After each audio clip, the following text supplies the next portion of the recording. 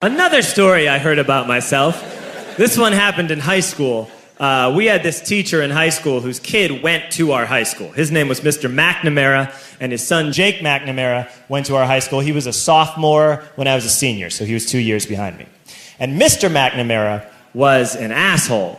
And one weekend, he and his wife decided to leave town, which you should never do if you're an asshole. And Jake McNamara decided to throw a party at the teacher's house. Hooray! And everyone around town heard about it, and we all got up individually and thought, okay, let's go over there and destroy the place. I walked into this party, everyone I had ever met was there, and everyone was drinking like it was the end of the world. People were drinking like it was the Civil War and a doctor was coming to saw our legs off. It was totally unsupervised. We were like dogs without horses. We were running wild.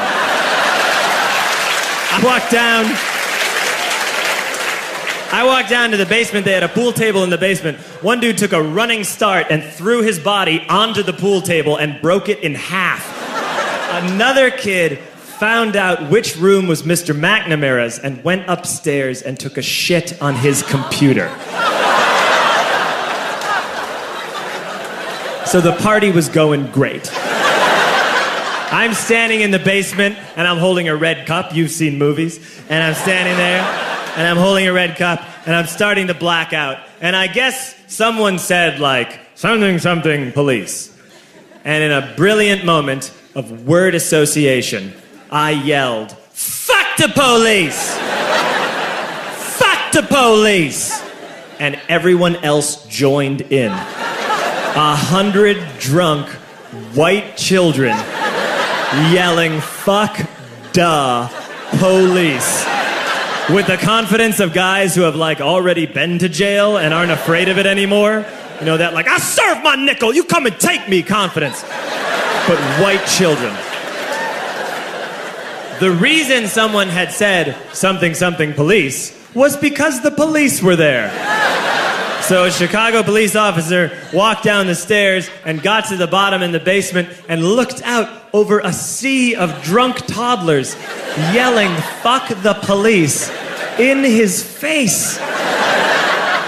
And he was almost impressed. He was like, wow. And then he leaned into his walkie-talkie and went, get the paddy wagon. And my friend John, who is now a father, this man now has a baby, he grabbed a 40, smashed it on the ground, and yelled, scatter! And everyone ran in a different direction.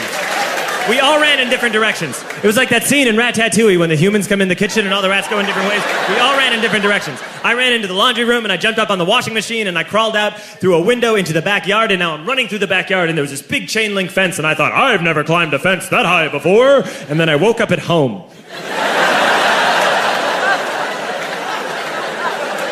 On Monday, I went to school because that's what we did back then. And I'm walking into the school building, and who do I see but Jake McNamara?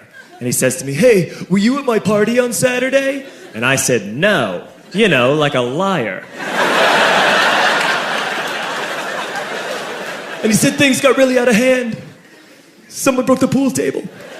Someone took a shit on my dad's computer.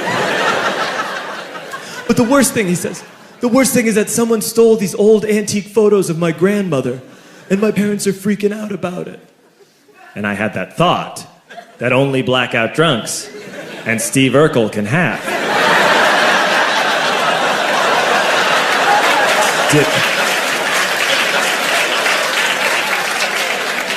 Did I do that? I figured, no, I wouldn't have done that. But I was never sure until 2 years later. Relax. I'm playing video games with this kid named Alex that we also went to high school with. 2 years later, we've graduated by now. We're playing video games for a couple hours. And then Alex says to me, hey, come here, I want to show you something. And he takes me into his bedroom. And then he takes me into a side room off of his bedroom. Never a good thing to have. And he shows me a tiny room that is covered wall to wall in stolen antique photos from different people's parties over the years.